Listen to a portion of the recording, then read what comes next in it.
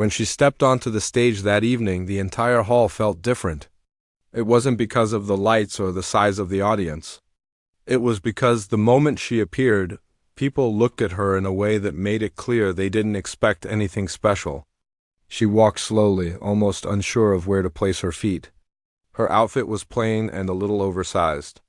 Her hair was tied back in a simple way, and her hands, even from a distance, looked nervous. Some people in the audience whispered to each other, and a few chuckled quietly, assuming she was just another shy participant who would try her best but probably fail to impress. The host had introduced her name softly, almost as if he didn't expect the crowd to cheer. And the crowd didn't, they barely reacted. To most of them, she looked like someone who had wandered onto a stage too big for her. But she kept walking, taking small breaths, reminding herself why she was here. She had waited for this moment for many years. Even if she didn't look like the kind of person people expected to shine, the talent show was in a large community hall. Every seat was filled. Families, students, office workers, and older people all sat together, waiting for the next performance. Many of them had come to support someone they knew. Others were simply looking for a fun night. She knew none of them. She had come alone, carrying only a small bag and her quiet determination. When she reached the piano, she hesitated for a second. Not because she didn't know what to do, but because she could feel the weight of everyone's eyes on her. She had played piano for years, but always alone, never in front of hundreds of strangers, and never in a place where people laughed before she even touched the keys. She pulled the small wooden bench back and slowly sat down. Her legs were shaking a little. She placed her fingers on her knees first, trying to calm herself. Around her, the hall was filled with random noises, someone adjusting their seat, someone sipping from a cup, someone whispering loudly about how nervous she looked. She tried not to listen, but the sound of laughter from somewhere on the right side of the crowd hit her unexpectedly hard. It wasn't loud, but it was sharp enough to make her chest tighten. For a moment she wondered if she should stop. If maybe the others were right, maybe she didn't belong here. But then she reminded herself of all those nights she spent practicing on the old keyboard at home. The keyboard wasn't perfect. Some keys stuck. Some made a faint buzzing sound. But it was all she had. It was given to her by a kind neighbor years ago, and it became her best friend. Every evening after finishing her chores, she would sit in her small room and play until her fingers felt tired. The music was the one place where she felt confident. The one thing she had that made her feel alive. She carefully placed her fingers on the piano keys. They felt colder and heavier than her keyboard at home. The lights above her made her skin warm, but her fingertips still felt numb from nervousness. She took one more deep breath and pressed the first key. The sound was soft, almost too soft. A couple of people in the front row exchanged looks as if they thought the performance would be boring. One person even sighed loudly, as if wishing for the next contestant to come on stage already. She heard all of it, and it made her hesitate again. But she did not lift her hands. She kept them on the keys and pressed a few more notes, trying to find her rhythm. The beginning of her music was shaky. She accidentally pressed one wrong note, and someone from the audience laughed again. It wasn't cruel, but it was enough to break anyone's confidence. Her shoulders stiffened. Her mind started spinning, worrying about how foolish she must look. But then, from somewhere deep inside, she reminded herself that she didn't come here to impress people who laughed at her.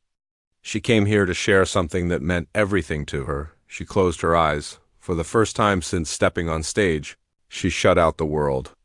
She blocked out the laughter, the whispers, the shifting seats, the nervous beating of her heart. She let her fingers rest on the keys, feeling their shape, their weight, their texture. And then she began again. This time, the notes flowed differently. Not rushed.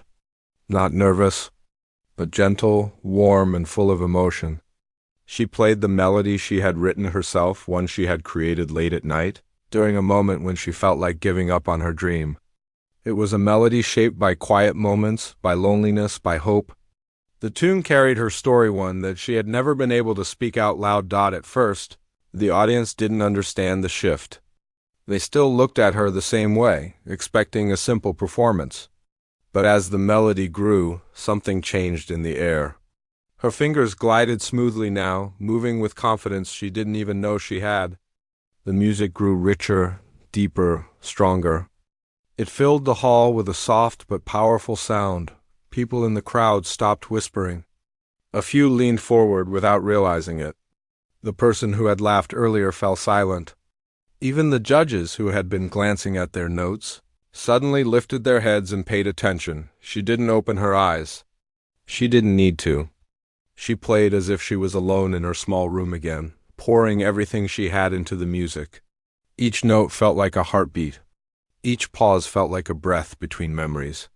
The melody moved from soft to intense, then back to soft again. It wrapped around the room like a story without words. The audience started noticing things they hadn't seen before. The way her fingers moved gracefully, the way her expression softened, the way her body leaned slightly toward the keys as if she was speaking through them.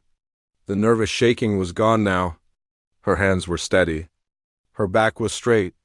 And her face, once tense and uncertain, now held a quiet strength. The hall grew so silent that even the air felt still. People forgot they had doubted her. They forgot they had laughed. They forgot they had judged her based on how she looked the moment she walked on stage. Now, all they could think about was the music. Parents held their children a little closer. Friends exchanged glances of surprise. Someone in the back row whispered, "I didn't expect this." Another person simply shook their head, amazed. The judges sat with their pens lowered, unable to write anything because they didn't want to miss a single second of her performance. As she continued playing, memories flowed through her mind. Nights when she practiced quietly so she wouldn't disturb anyone. Days when she wondered if she had any real talent. Moments when she thought her dreams were too big for someone like her. All of those feelings came out in the music, and the audience could feel it. She played with emotion, not with fancy tricks or technical show-offs. Her melody was simple but beautiful, honest but strong. It came from a place deep inside her heart, a place most people never show. And maybe that was why the room was so silent, because they could sense that this wasn't just a performance. This was a piece of her life. Near the middle of her piece, she reached a part that always made her emotional. It was the part she had written after feeling like the world didn't notice her. Her fingers slowed, and the melody dipped into a softer, almost sad tone. Several people felt a lump in their throat. Even the lights seemed to dim slightly, as if giving space to the emotion she was creating. She continued playing, feeling the music guide her. The melody shifted again, rising this time, full of hope. The sad notes lifted into brighter ones, just like she had dreamed her life would someday change. As the music grew brighter, a few people in the audience even felt a warm rush in their chest. The kind of feeling that comes when something truly touches your heart. When she reached the last part of her piece, her fingers moved faster, gracefully, confidently. The final stretch was filled with strength, as if she was telling the world she had always been more than what people assumed. And by now, everyone believed it. But before the last note finished, part one ends here, right at the moment when the hall was silent, waiting, breathless, not knowing that the girl they once laughed at was about to change everything. The last note of her melody hung in the air like a fragile piece of glass, vibrating softly before fading away. For a moment, the hall remained completely silent. It was the kind of silence that didn't come from boredom or confusion. It came from being deeply moved. Everyone in the audience was frozen, unsure whether to breathe, clap, or simply sit there and hold on to the feeling her music had created. Her fingers hovered above the piano keys for a second longer, as if she wasn't ready to let go of the moment. Her hands trembled, not from fear this time, but from the emotional weight of everything she had just shared. Slowly, she lifted her hands from the keys and placed them on her lap. Her shoulders dropped, and she finally opened her eyes. When she looked at the audience, she didn't know what to expect. She had played with her heart wide open, not thinking about the judges, the crowd, or her fear. She wasn't thinking about winning. She wasn't thinking about applause. She just wanted to express something real. And now, as she looked up, she saw hundreds of faces staring at her, not with judgment, not with laughter, but with surprise, respect, and something she had never expected to see. Admiration. Someone in the front row blinked quickly and wiped the corner of their eye, pretending not to cry. A child sitting with his mother leaned forward and whispered, "She played so beautifully." Even the people who had laughed earlier now sat frozen, their expressions changed completely. They looked almost ashamed, as if they wished they could take back their earlier reactions. Then slowly, a soft clap broke the silence. It came from somewhere on the left side of the hall. Just one person.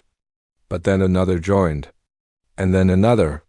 And before she realized what was happening, the entire hall was filled with applause. Not the polite kind people give out of courtesy, but the loud, heartfelt, powerful kind that comes when people truly feel something. The applause grew stronger, rising like a wave. People stood up one by one, first a few in the front, then the middle rows, then the back. Soon, the entire hall was on its feet, giving her a standing ovation. She looked around in disbelief, her eyes widening slightly. She had dreamed of people appreciating her music, but she had never imagined this. The sound of applause filled her ears and wrapped around her.